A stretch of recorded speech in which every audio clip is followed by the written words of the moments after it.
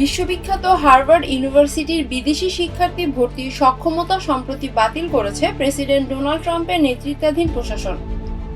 আদালত প্রশাসনের সেই সিদ্ধান্ত স্থগিত করলেও আমেরিকায় বিদেশি শিক্ষার্থীদের ভবিষ্যৎ নিয়ে রয়েছে উদ্বেগ।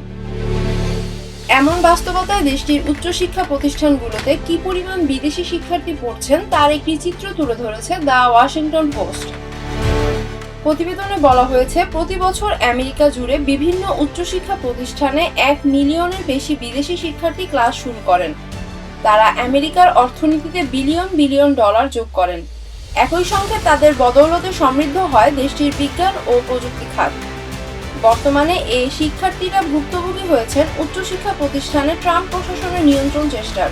প্রতিবেদনে আরও বলা হয়, আমেরিকার উচ্চশিক্ষা প্রতিষ্ঠানগুলোতে গবেষণা ও উদ্ভাবনের প্রাণভোমরা হিসেবে কাজ করেন বিদেশ থেকে আসা শিক্ষার্থীরা।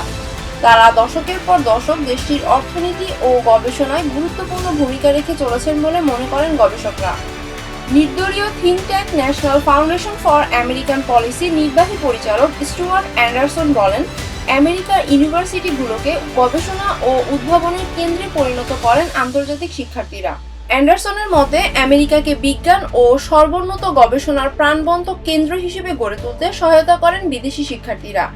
একই সঙ্গে তারা প্রযুক্তি ক্ষেত্রে বিশেষত সিলিকন ভ্যালির কোম্পানিগুলোকে সফল হতে সাহায্য করেন। ইনস্টিটিউট অব ইন্টারন্যাশনাল এডুকেশন 2023-24 শিক্ষাবর্ষের ডেটার ভিত্তিতে 1000-এর বেশি বিদেশি শিক্ষার্থী থাকা বেশ কিছু ইউনিভার্সিটি তালিকা করেছে। সে তালিকা অনুযায়ী নিউ ইয়র্ক ইউনিভার্সিটিতে সর্বোচ্চ 27,200 বিদেশি শিক্ষার্থী রয়েছে। এছাড়া নর্থ ইস্টার্ন ইউনিভার্সিটি বোস্টনে 21,000, কলম্বিয়া ইউনিভার্সিটিতে 20,300, অ্যারিজোনা স্টেট ইউনিভার্সিটিতে 18,400, ইউনিভার্সিটি অফ সাউদার্ন ক্যালিফোর্নিয়ায় 17,500 বিদেশি শিক্ষার্থী আছে। আলোচিত হার্ভার্ড ইউনিভার্সিটিতে 7,800 বিদেশি শিক্ষার্থী রয়েছেন। হোমল্যান্ড সিকিউরিটি ডিপার্টমেন্ট DHS গত বৃহস্পতিবার হার্ভার্ড ইউনিভার্সিটির বিদেশি শিক্ষার্থী ভর্তির সনদ বাতিল করে। সিদ্ধান্তটি ছিল আইভি লীগ ইউনিভার্সিটিগুলোর সঙ্গে প্রেসিডেন্ট ডোনাল্ড ট্রাম্পের দ্বন্দ্বের মাত্রা বৃদ্ধি।